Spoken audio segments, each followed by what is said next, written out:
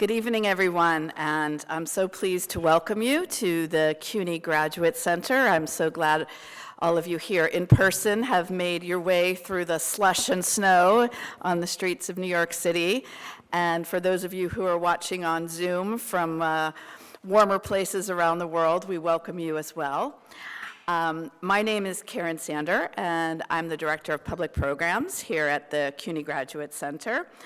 And we are the main hub for graduate education in the CUNY system with over 40 doctoral and master's programs and over 30 research centers and institutes here.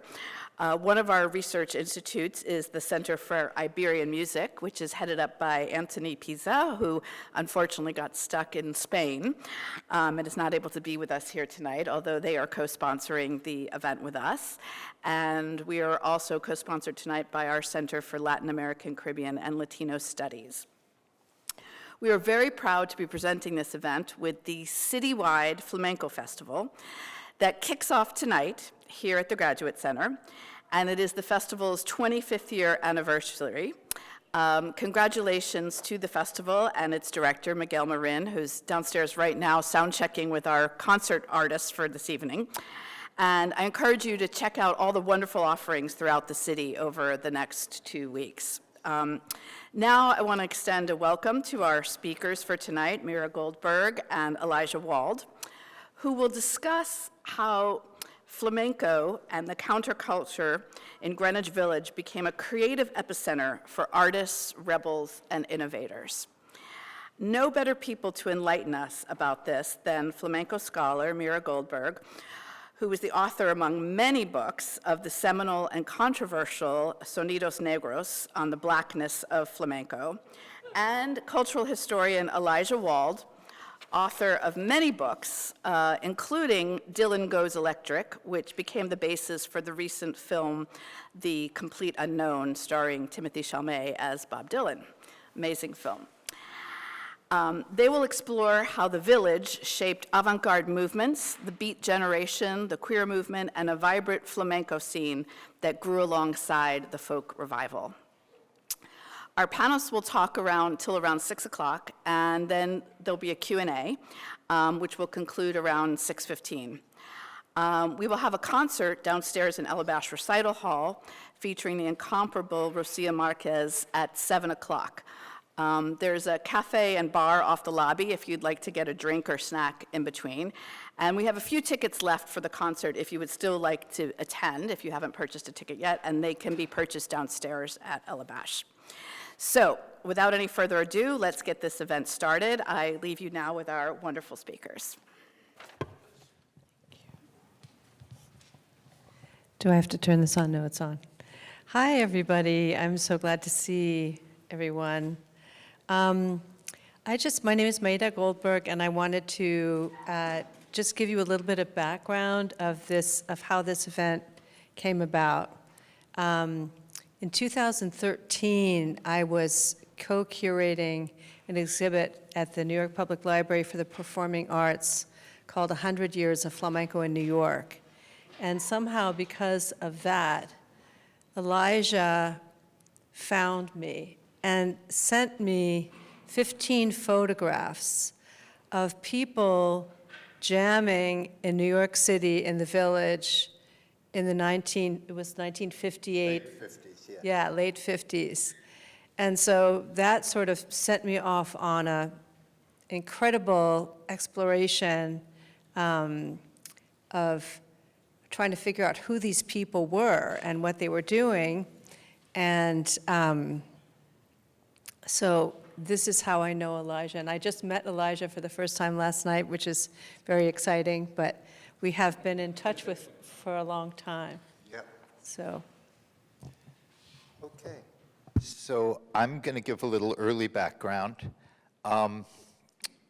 So the first time flamenco is mentioned in the pages of the New York Times is 1919. A musical review that included, quote, a scene in a Spanish, it was a Spanish musical review together with an opera.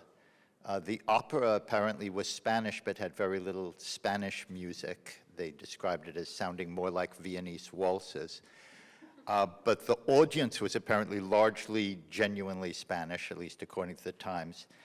And the second part had a musical review that included, quote, a scene in a dancing academy with dances and songs called, quote, flamenco, that strange survival in Spanish where something Flemish means something tough or Bowery. These numbers were introduced in a traditional Spanish style by a chulo, a man of the streets in Spain. Chulo as in sweet man, as in pimp. I'm wondering whether that's as in cholo. That would be my guess. And from the description, this was more like what we'd call Apache dance than anything that would be authentic flamenco. The next mentioned first slide, please.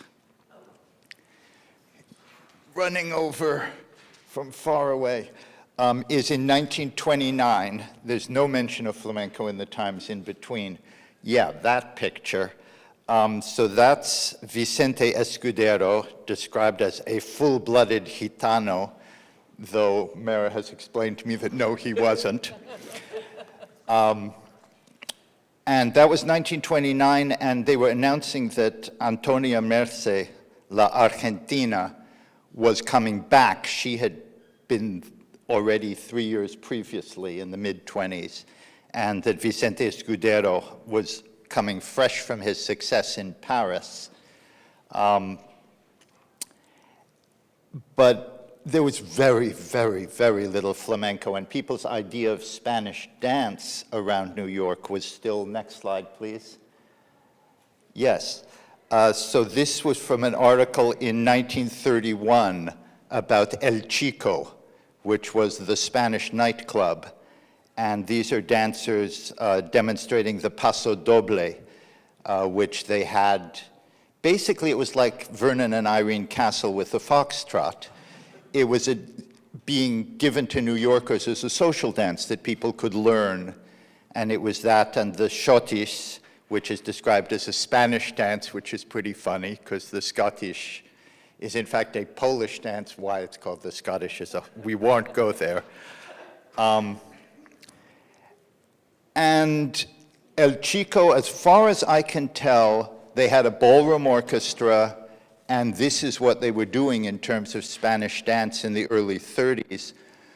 But gradually they start having more and more flamenco, till by 1948, the Daily News has a story that they've had to replace their dance floor 8 times because the zapateados have kept destroying the dance floor. And this is, of course, one of the great things about flamenco, at which point we go to you.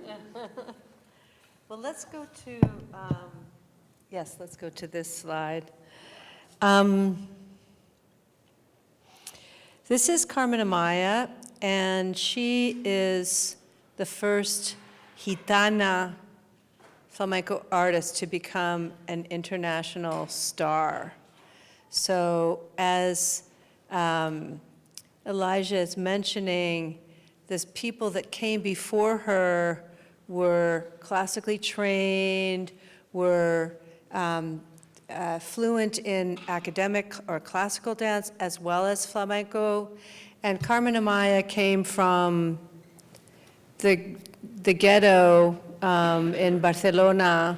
She started, dancing from a very young age with her father. They would go out on the street, and her father would put a cap out, and she would dance when she was, very, very young. And but she was an incredible talent, and gradually, she became very, very well known. And so in 1936, when the Spanish Civil War broke out, she and her company left Spain and crossed over to Argentina at the beginning, and then gradually came up. And so Saul Hurok, the famous entrepreneur and impresario, brought her to New York in December of 1940. And she debuted at a supper club called the Beachcomber in January of 1941.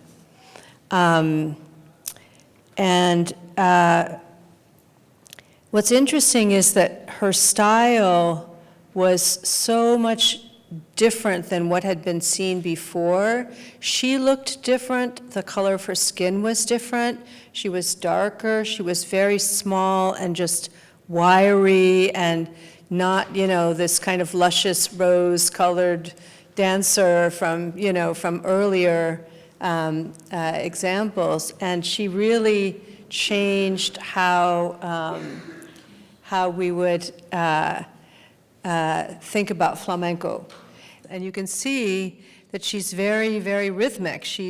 What she's doing is very, very precise and demanding rhythmically, as opposed to what some other people who were dancing at the time were doing, which was kind of more of a number, right? They would be doing a number to piano. So we could talk a little bit more about that, but I don't know if you want to go next, and then I'll. You keep on a little bit. Let's have a little more. Okay, let's go to the next slide then, please. So I'll just tell you, this is Lola Montes. She ended up in Los Angeles. I danced with her when I was a kid. And she married Antonio Triana. She toured with Carmen Amaya in 1942, 1943. But before that, she was a poor Jewish immigrant from New York. She studied with Madame Viola, who was also Jose Greco and Jerome Robbins' teacher. And she talks about seeing Carmen Amaya in the Beachcomber and trying to figure out what it was that they were doing. And so they would go and they would, go into the studio and try to understand, like, what are the clapping, like, how does the clapping go along with the dancing? She actually danced in the Chico before she got into the Carmen circle, and she talks about how she did, the La Gaterana, and, different kind of regional dances and different numbers, a number with a cigarette and something else. But when she saw Carmen Amaya, she realized that there's like a whole world out there that she didn't know about. And so she worked on trying to learn compás, which is rhythm. And it really is a difference in the whole system of what flamenco is today. So nowadays, you basically can't, do flamenco without knowing compás really, really well. You have to keep that door open because the guy who's supposed to run in and change the slides left it open so we can get back in. Okay. So we're ready for my next slide. So yeah, I'm not a flamenco expert. I'm in here to talk Greenwich Village, and this will give you an idea of what I'm doing here, because that's one club in Greenwich Village in 1 month, and on one night, one weekend, you could have caught a triple bill of Sabicas, Lightnin' Hopkins, and the John Coltrane Quartet. That was one bill. And one of the problems with the way this history has been done is that the flamenco people do flamenco and the jazz people do jazz and the folk and blues people do folk and blues. And that was not the reality of Greenwich Village in that time. The reality of Greenwich Village in that time was people who would go see Sabicas, Lightnin' Hopkins, and John Coltrane. And folk and flamenco, particularly flamenco guitar, not so much the dance or even the singing, but flamenco guitar came in very, very much as part of the folk scene for a lot of people. I, in fact, was just this afternoon. I can't share it with you because I'm not allowed to make a copy, but I just spent the afternoon listening to a tape of Bob Dylan having just learned that Rampant Jack Elliott was in fact a Jewish kid named Elliot Adnapaz, sitting around with Ian and Sylvia making up songs about folk singers changing their name. The funny part being that nobody yet knew that Bob Dylan was not named Bob Dylan. And halfway through, he starts playing imitation flamenco guitar and singing about a guy from the Bronx who goes to Spain and learns flamenco guitar and comes back with a Spanish name. And he actually does 3 fake flamenco songs. This is Bob Dylan.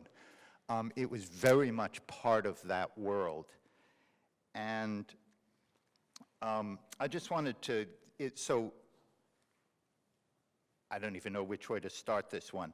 I guess, yeah, let's start with Anita Shear, who, so there are a number of, the history of Jews in flamenco, somebody should do a project on. Next slide, please. So this is Anita Shear, born Anita Schneer.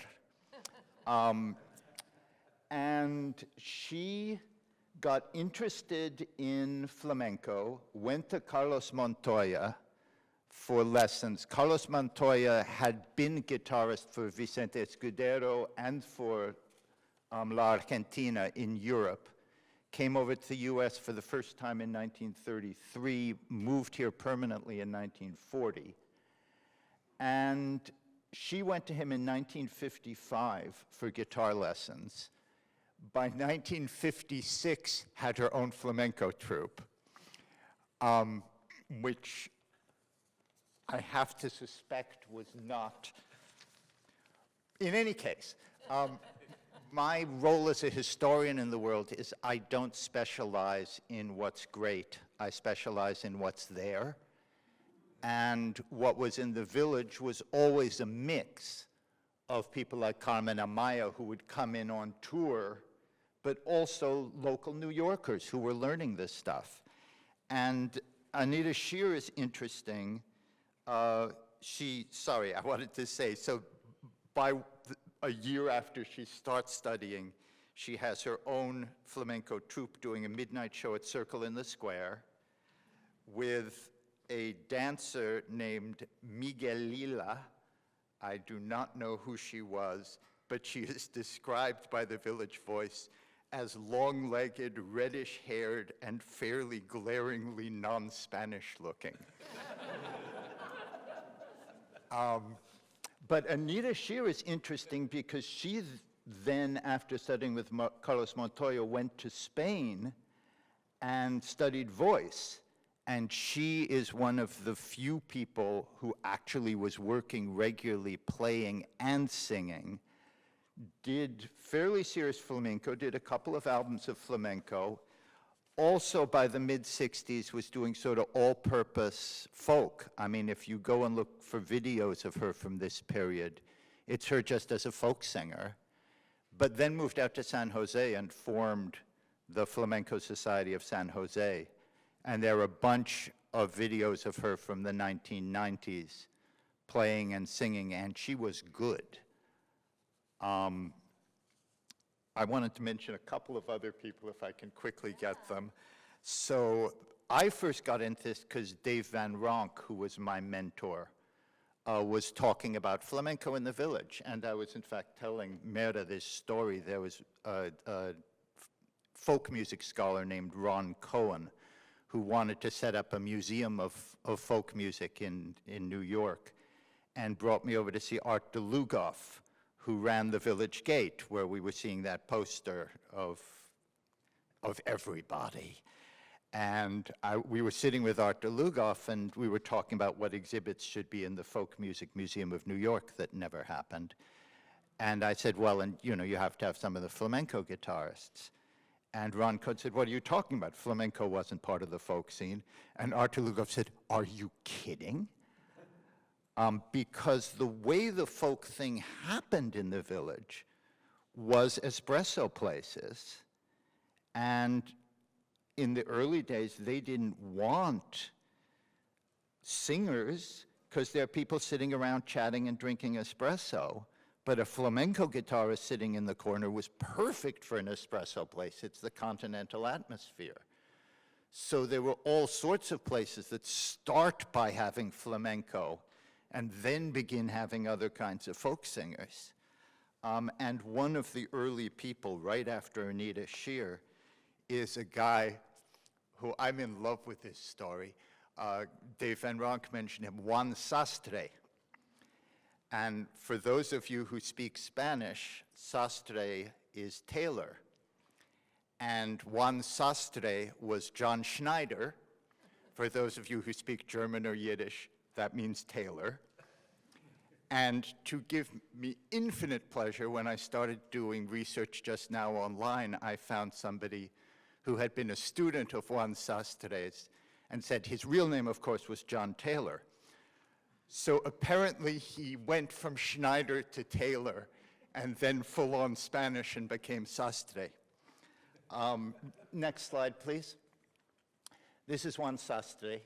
And Juan Sastre, unlike the other people I'm mentioning from this world, did not make any albums, but he actually was a good, solid dance accompanist and worked with a bunch of serious flamenco dance groups, including Carmen Amaya's. What's the relationship of Churro and, I guess, Churro and Olga Amaya? Churro and Olga Amaya. Her nephew and his wife. So among many other people, Juan Sastre played for them. The interesting note for flamenco people is of all the New York flamenco people, he's the only one I've seen who actually is insistent on playing a real flamenco guitar with friction pegs. There's actually online, you can hear an interview with him from 1962 on WBAI, where he explains the squeaking when he tunes by explaining that he has friction pegs, unlike what the classical guitars that most people were doing. I have a couple more people, but why don't you talk a little? Yeah, let me jump in here, because the picture on the right of your screen, let's just go back to that one, is Roberto Jimenez, no? I think that's Roberto Jimenez. So this is one of the companies that was coming up in the 1950s that is the reason why we met. So let's go to my slide, and we'll advance one more. And I want to mention that there are people here. La Malena is here, and Liliana Morales is here, and Aurora Reyes is here. We have a heavy-duty flamenco crowd here. Malena is the person who unlocked these photos for me.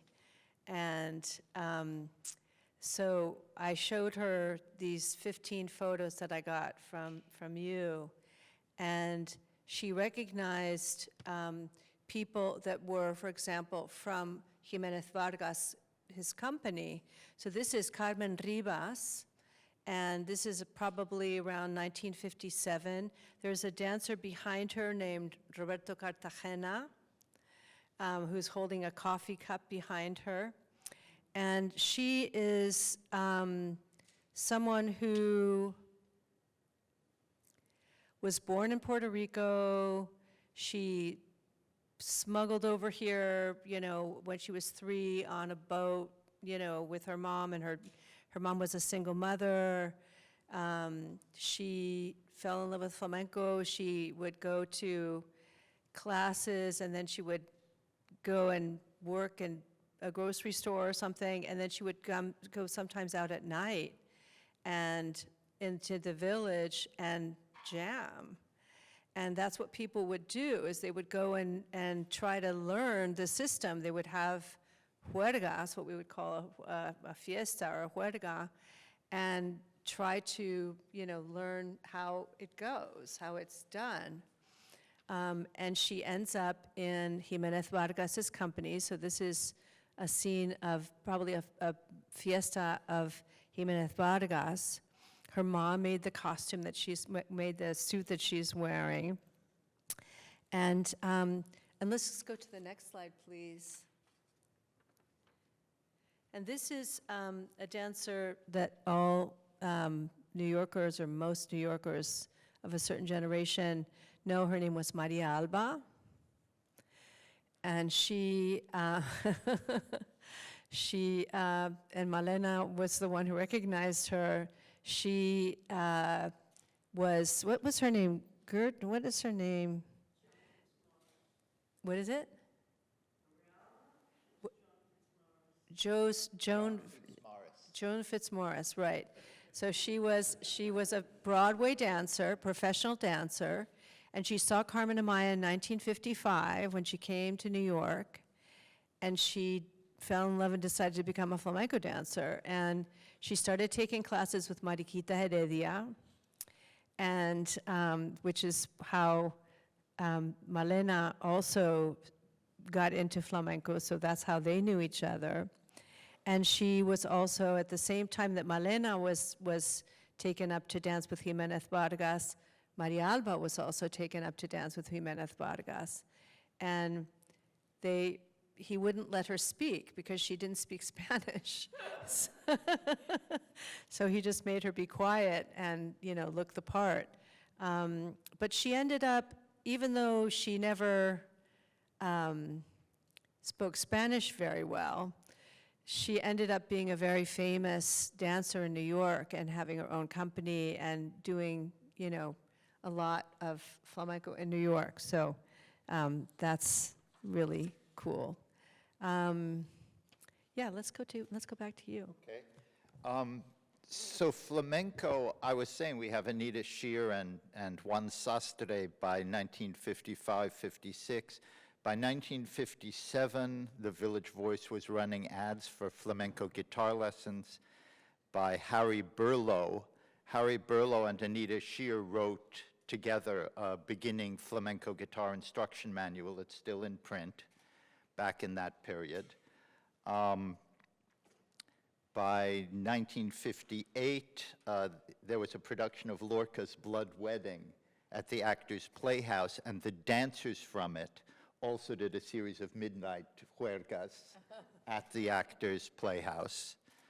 By 1961, the Village Voice had an ad for a full-service flamenco academy helmed by Elena and Fernando.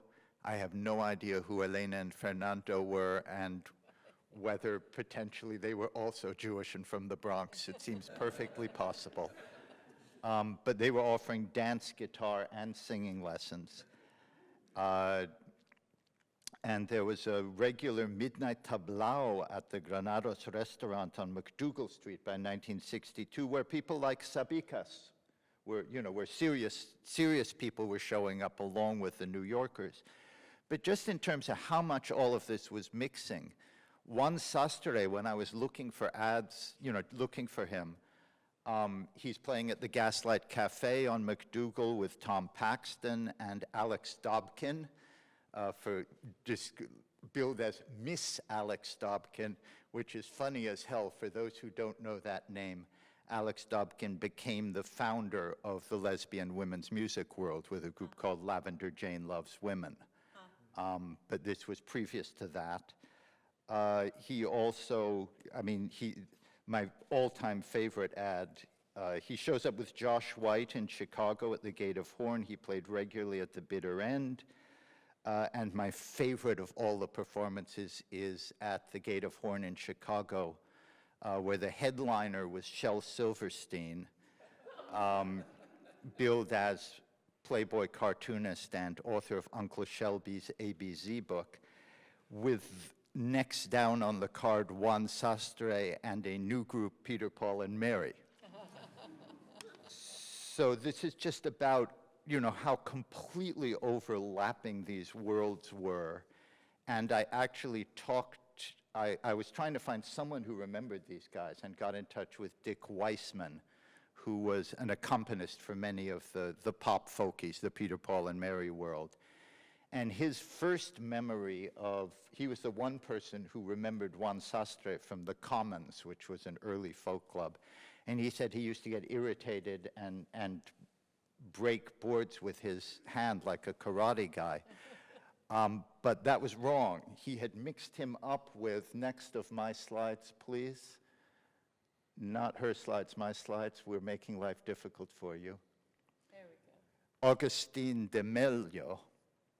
Augustin de Mello claimed to be legitimately Spanish. His father maybe was. He was from New Bedford. Nothing he said can be trusted. He claimed his father was Spanish and a professional assassin. And he, for a living, ran a karate dojo in the village. And he's the one who actually used to get irritated and break planks with his bare hands. And he also played flamenco guitar and was a regular on Bleecker Street. And this is an interesting moment because he was first on Bleecker at a place called the Cafe Allegro. And the Cafe Allegro, as far as I can tell, there was then the Cafe Flamenco for about 5 minutes, which then became the Cafe El Gitano, managed by a Romanian ex-boxer named Jacques Sandulescu, who had written a book about his time in a Soviet labor camp, came over here as a weightlifter, and was the second in command at the dojo doing karate. These worlds completely overlap. You know, it was the world of Bohemia. For those of you who haven't seen the movie Bell, Book, and Candle, this is the echt movie of the image of Greenwich Village in these moments. For those of you who grew up with the show Bewitched, Bewitched comes from Bell, Book, and Candle, and the whole plot of Bell, Book, and Candle, which stars Jimmy Stewart and is a wonderful, terrible movie. The whole plot is a family of witches and warlocks who are living in Greenwich Village because no one will notice them because everyone there is so goddamn weird. I love that. Well, let's go back to my slides. Let's go to one more. I'll just show you this. This is also in that period that you're mentioning, Elijah,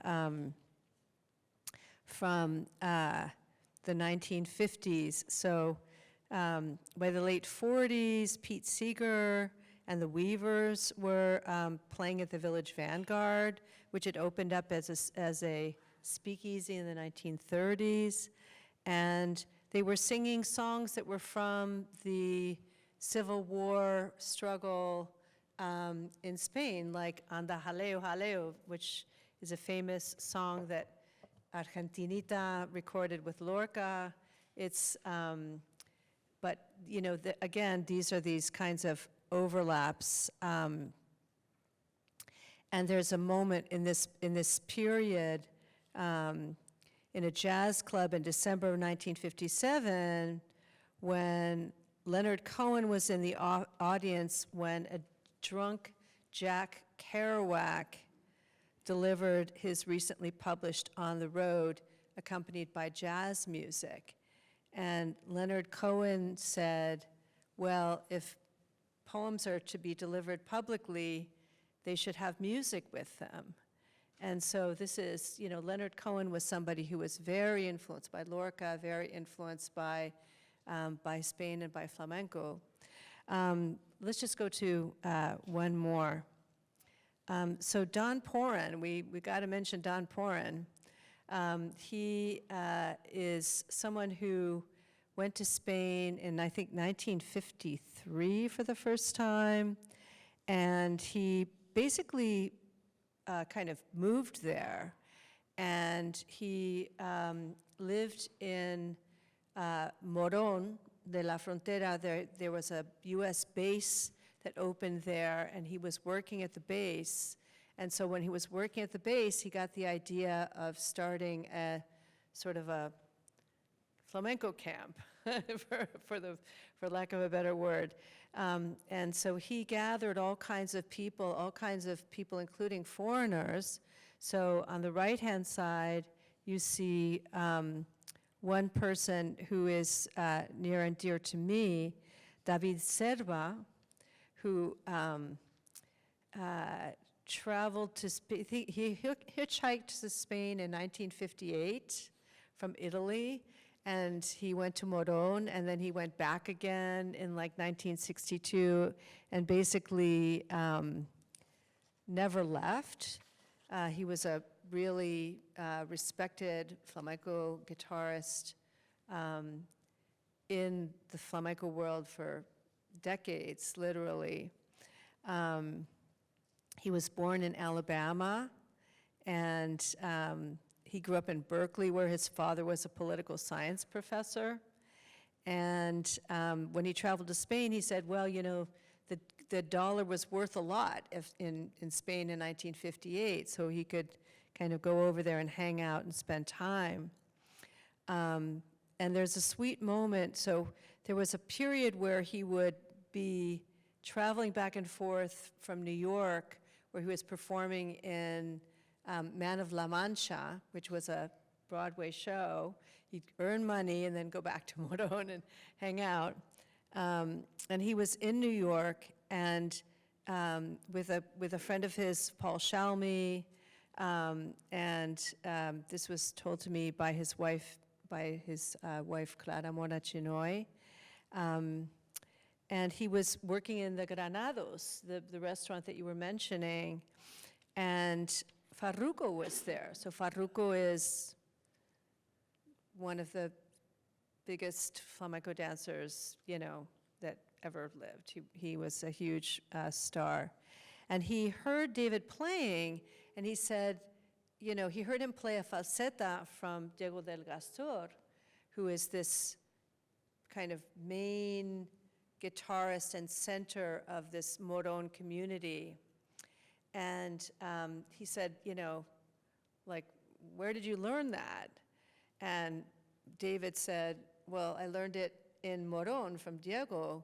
And so Farruko sat down with them and they hung out, and you know, we figured they probably went out and had a party all night. But it was a really sweet moment and kind of an indication of the way there's this kind of cross-fertilization. And it's each time when people are going to Spain, they're getting better at doing flamenco. So they're kind of coming back and changing what's expected here. Yeah, so I'll stop there and give it back to you. So, having just been at El Gitano with Agustin de Melo, who, by the way, the Village Voice described as never smiling and always wearing dark glasses, even at night, and it was a good village character. Later, we're in 1962 now, the guitarist at El Gitano was David Jose Rubio. David Jose Rubio was English. His name was David Spinks. And he's interesting because he remained David Jose Rubio and became one of the top luthiers in England. He made Julian Bream's lutes, as well as making guitars and whatever else. And if you look him up, that's where you find him always described that way. He was accompanied by, then they had dance at El Gitano, Meira de Bronce. You know the name.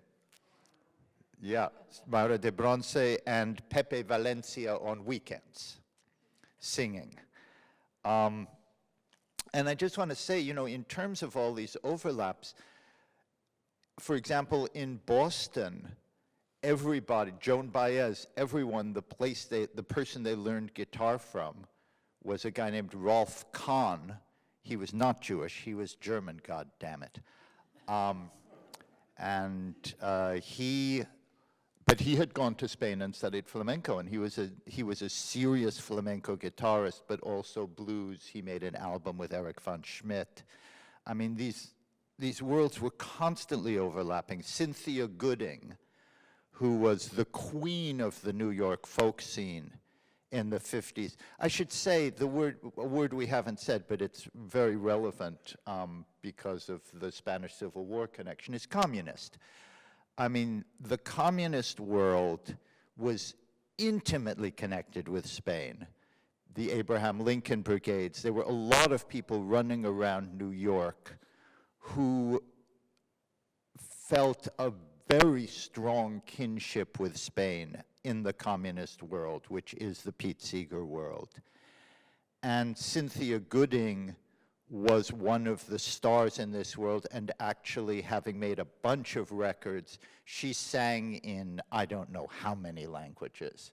Spanish, French, Turkish. Her husband was Turkish. She actually spoke all these languages. She was incredible. She was 6'3", incredible red hair. She was the queen of all she surveyed. And she, in 1958, went to Spain and did an interview with La Niña de los Peines, which I have up on my website if someone wants to read it, and also accumulated this tape library that I was just telling Meira we need to find a home for. She went to the caves and recorded dozens and dozens and dozens of hours in 1958-59 of the flamenco people in Spain, and there's a tape library sitting down in Greenwich Village waiting for someone to say, we want this. And I just wanted to mention one other person, my last slide, because we finally did get, as Meira was saying, it gets more and more authentic, a genuine Spaniard finally showed up, God damn it. Juan Serrano. And Juan Serrano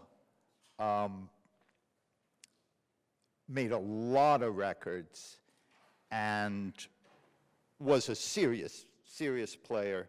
I should, yes, he was,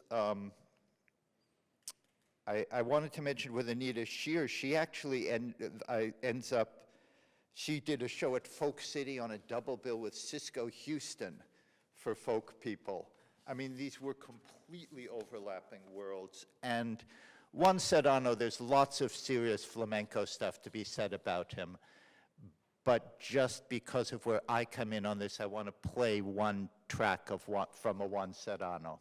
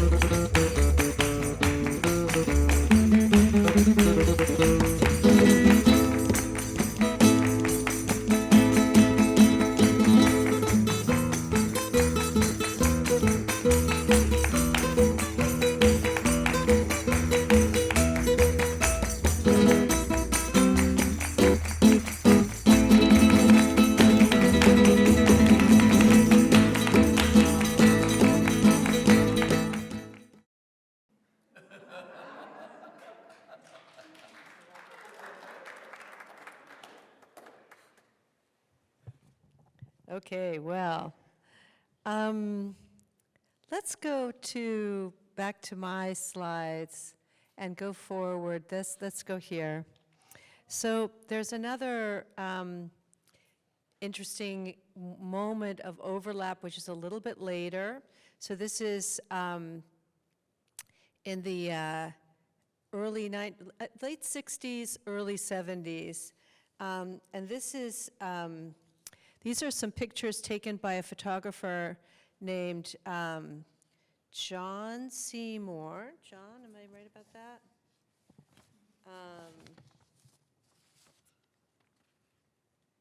Sorry, Daniel Seymour. And he was the son of somebody from the Boston Brahmin crowd. He was the son of Isabella Gardner, who is part of the Stuart Gardner Boston Brahmin family. And his father was a photographer.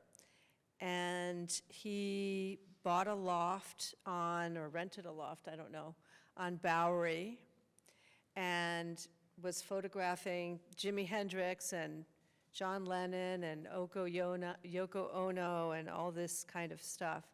But he also, and let's go to my next slide.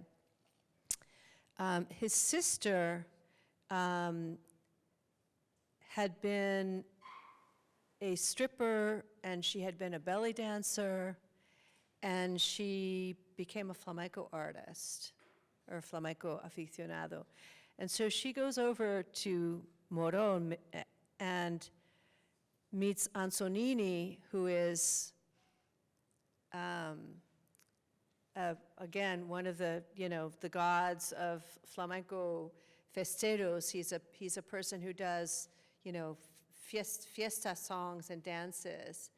And they are living together, and she buys a place, and they're living in Moron. And if we could just go one more, please. And he made a film, which is called Flamencologia. It's made in 1971, and it records this whole Moron scene. It's really an incredible document of, what was going on there, what people were doing. And I'll just play a teeny weeny clip for you of this.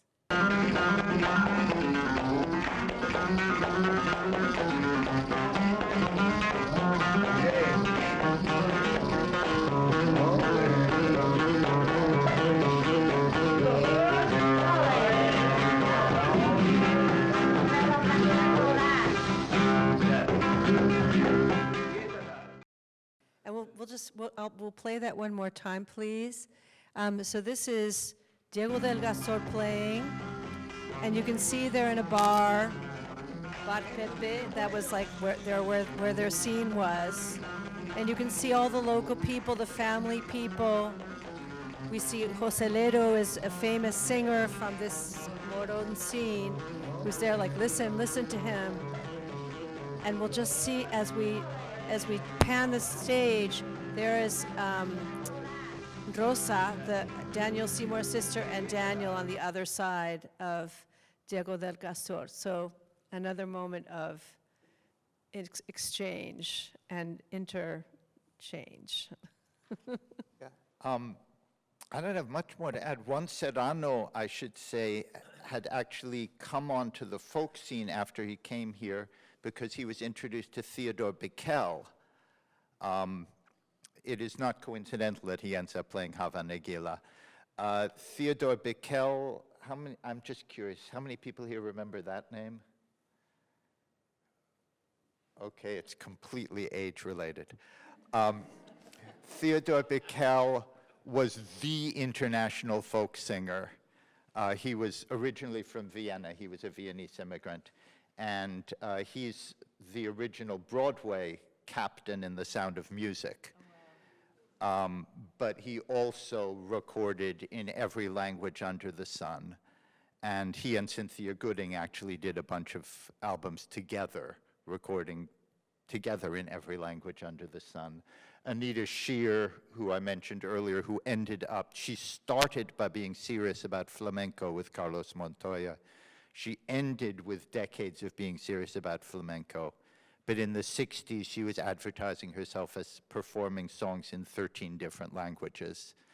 That whole idea of internationalism was very basic. And I'm really emphasizing this because, as I say, the scholarship has been so divided into these different camps.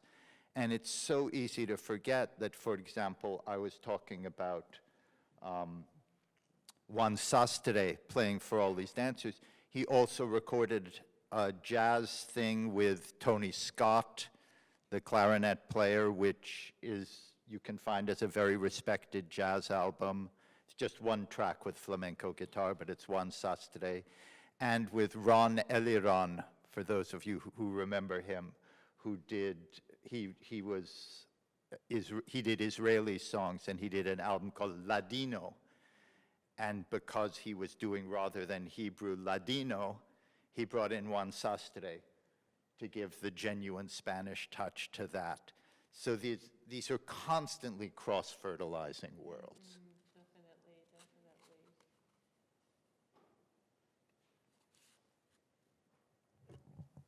I don't know, we have 5 more minutes. I guess I want to make a comment, and then I think I'd like to introduce some of the people in the audience.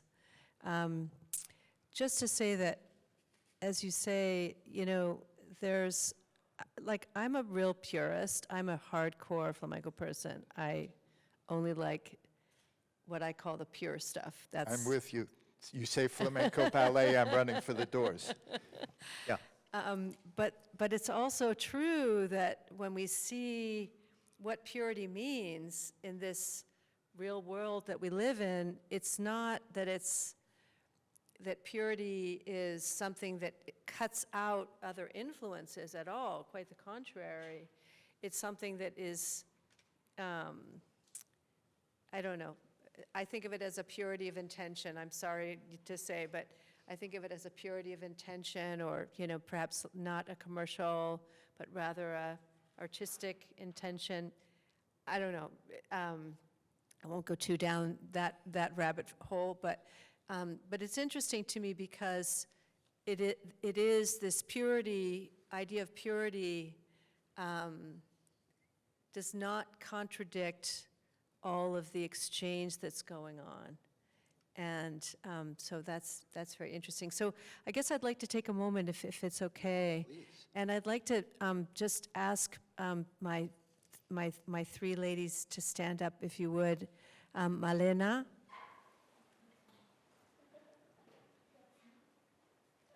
And Liliana is back there, and Aurora is here. And these are people who are in the old guard of flamenco, and they're the people who know. So, you know, why do I know all this stuff? Because of them, because they told me about it. So, an applause for them, please.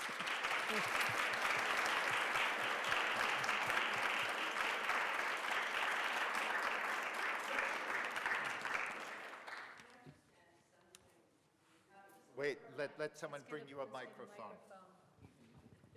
Meira de Bronce. Meira de Need a mic Bronce 'cause was they're one of the first doing this also. African-American flamenco dancers in New York. He was a light-skinned guy, and he was from one of the Carolinas, and I worked with him with Maria Alba. But he was like, I thought he was like really fantastic because he was working at El Gitano. At El Gitano. Ultimately, I worked with him. I went to Japan in a company with Pilar Lopez, and that's when I really got to know him. And ultimately, he went somewhere, you know, I don't know if it was Norway, Denmark, somewhere, and I've never heard from him since. But he was like, really, he never said he was African-American. He said he was Colombian. But he was like really one of the very first flamenco people of African descent. What was his name again? Meira, not Mario, Meira de Bronce. Meira de Bronce. Yeah. Yeah, he was the one I was mentioning. Yeah. No, these were very cross-fertilizing worlds. And I mean, the purism thing you're talking about, I mean, it's one of these interesting things that, in my experience, the outsiders are often more purist than the real people, because the real people don't have to do that. The real people, the gypsies, can hear something and go, oh, that's interesting, and pick it up, and they don't have any sense of, I'm not allowed to do that, that isn't real flamenco, because they feel like anything I do is real flamenco. Yeah, but that's true, that's totally true, but it's also true that the idea of purity Oh, they care. is very important to them at the same time, you know, it's, yeah.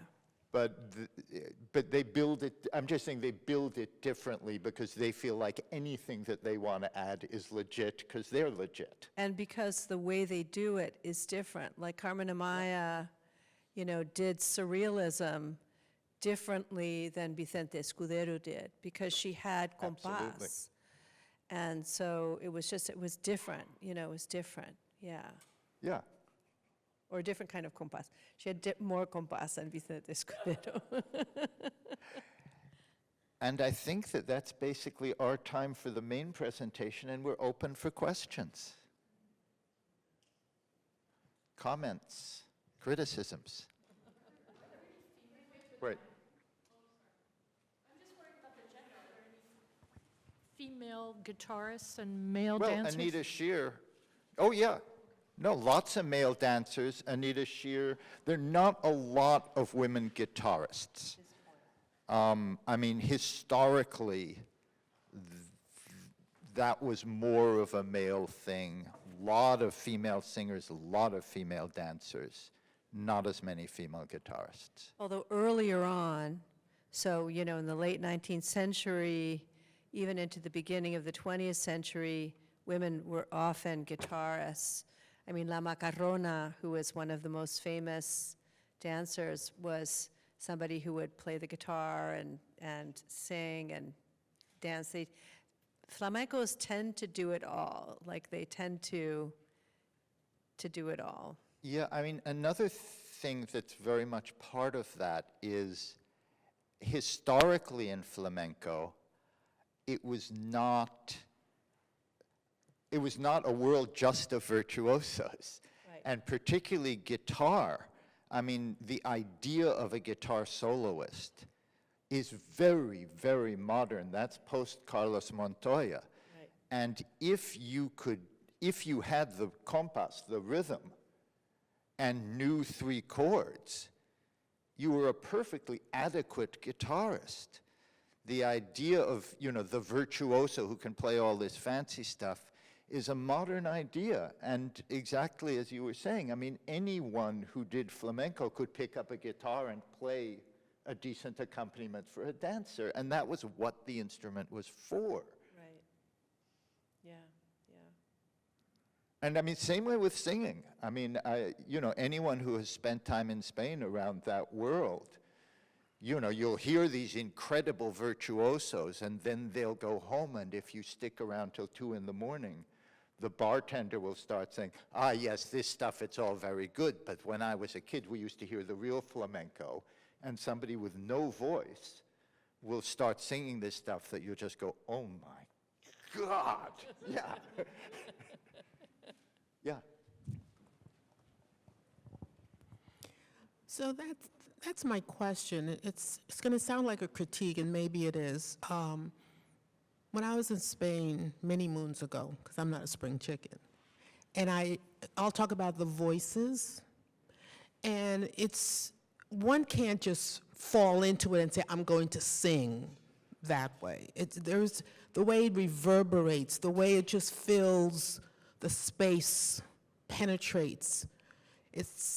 And for me, even in terms of the dance, the intensity, and I'm skeptical. I said, maybe flamenco,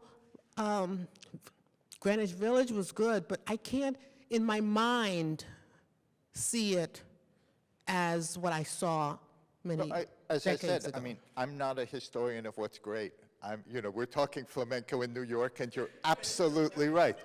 But the other thing is, a lot of these arts were not meant to be done by somebody who would do it for an hour.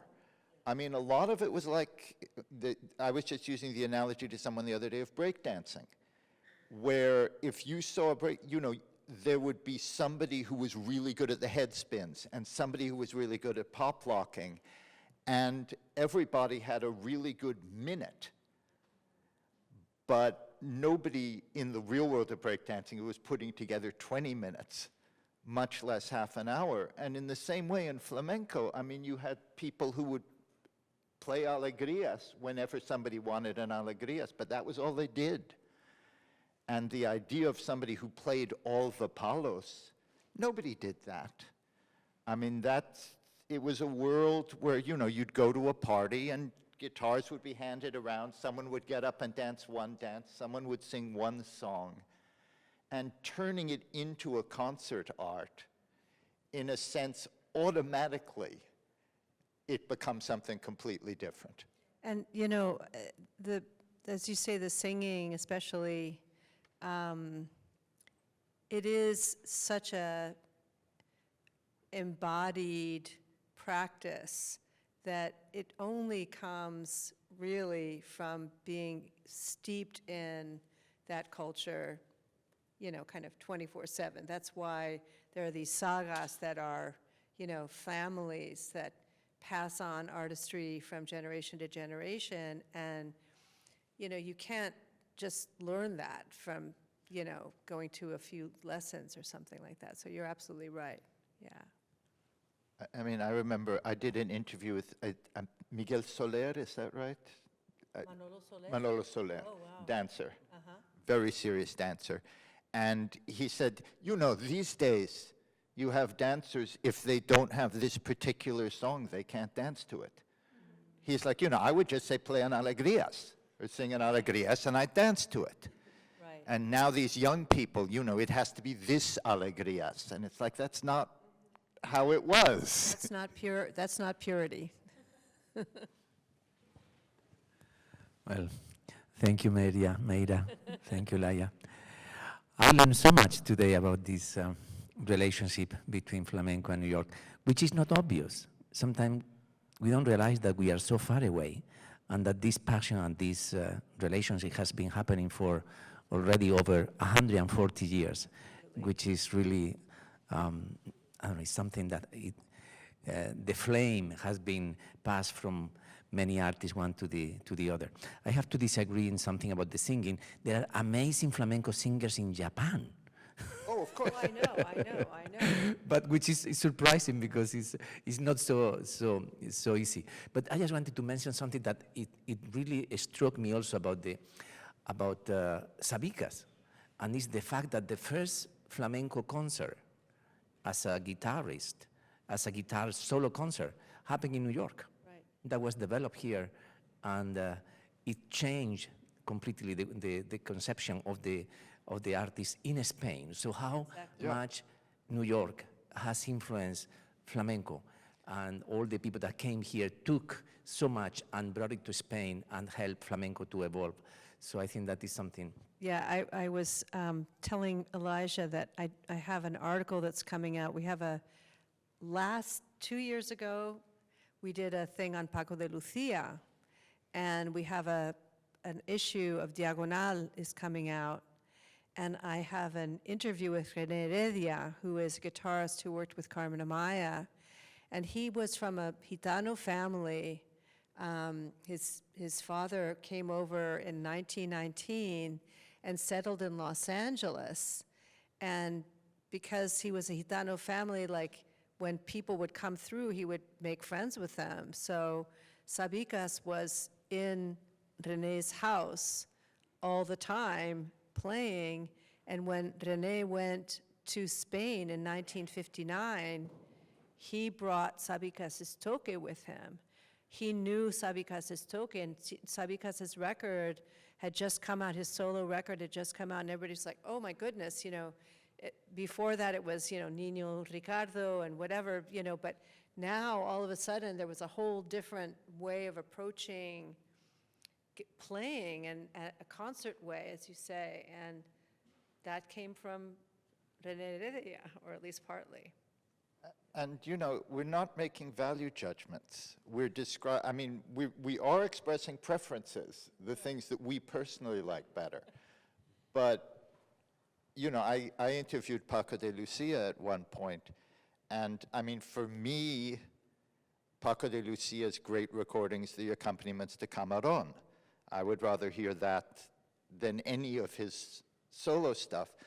And I had always wanted to ask him in an interview whether he ever felt he had ruined flamenco guitar.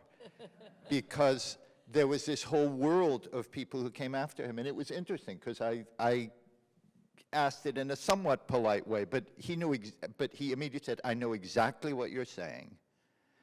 And it's true, you know, there now are all these young players who never go to you know, who are never at the party, who've learned everything sitting in their bedrooms. Right. He said, but I don't want to feel like the old men were when I was coming up, criticizing me when I was 15 and 16 for doing something different. I don't want to be that way. Right. But I know exactly what you mean, but I don't want to be that way. Right. Right. I wanted to add that when I first moved to the US, I moved to Kansas City. When I arrived at the university, I hear flamenco. And it was Tamara McIntosh, La Garbancita. So it was like also a flamenco troupe in Kansas City 40 years ago. So that Wow, was that's crazy. So thank you all very, very much for coming. Thank you, Meira, for making this happen. That was amazing. We can have a big round of applause for our amazing speakers tonight.